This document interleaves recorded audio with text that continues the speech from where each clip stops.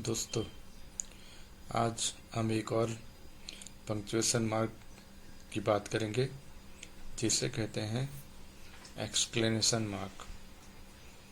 हम exclamation mark का इस्तेमाल एक्सप्रेशन या इमोशन रजू करने के लिए कहते हैं। जैसे कि आप इंग्लिश में बात करेंगे तो हमेशा ही इन्फॉर्मेशन या कमांड नहीं देंगे।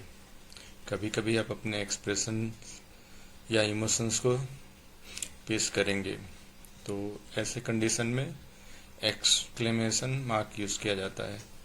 एक्सक्लेमेशन मार्क बोलने में तो नहीं दिखता, लेकिन आपके टोन पर से उसका पता चल जाता है।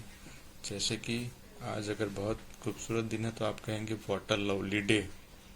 अब आप ऐसे तो नहीं बोलेंगे ना व्हाट अ लवली डे। आप कुछ इमोशन के साथ बोलेंगे व्हाट अ लवली डे। उसी तरह अगर आप बहुत गुस्से हैं, बहुत उदास हैं या बहुत खुश हैं तो उस समय एक्सक्लेमेशन मार्क का इस्तेमाल करेंगे। कुछ एक्सक्लेमेशन मार्क के एग्जाम्पल के बारे में बात करेंगे, जैसा कि व्हाट अ ब्यूटीफुल सिटी या हाउ इज पॉसिबल।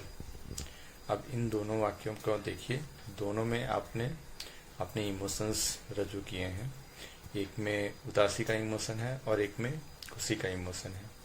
तो जिस भी चीज़ के साथ या जिस वाक्य के साथ आपका इमोशन जुड़ा हो या आपका इमोशन रजू करना होगा, उस सेंटेंस में आप एक्सक्लेमेशन मार्क का इस्तेमाल करेंगे।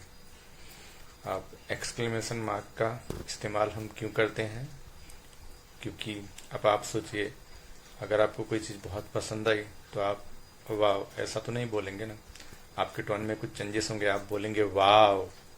तो उसी तरह अगर कुछ किसी के साथ बुरा हो गया तो आप बोलेंगे व्हाट अ सैड।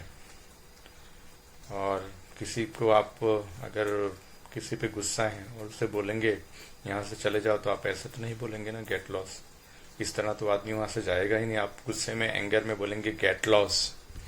तो अब आपको समझ में आया होगा एक्सक्लेमेशन मार्क का क्या मतलब है और उसको क्यों यूज़ करना चाहिए और उसको कहाँ यूज़ करना चाहिए। अब हम उसकी बात करेंगे। एक्सक्लेमेशन मार्क को हमेशा ऐसे वाक्य के एंड में यूज़ करना चाहिए जहाँ पे आप स्ट्रॉन्ग कमांड देना चाहते हो या जहाँ पे आप अपने इमोशन रजू करना चाहते हो। जैसे कि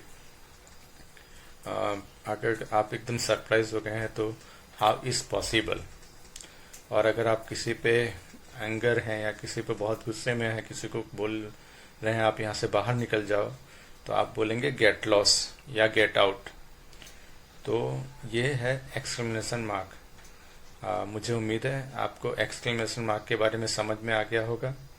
तो अगले चैप्टर में हम अब एक्सक्लेमेशन मार्क के बाद क्वेश्चन मार्क के बारे में बात करेंगे।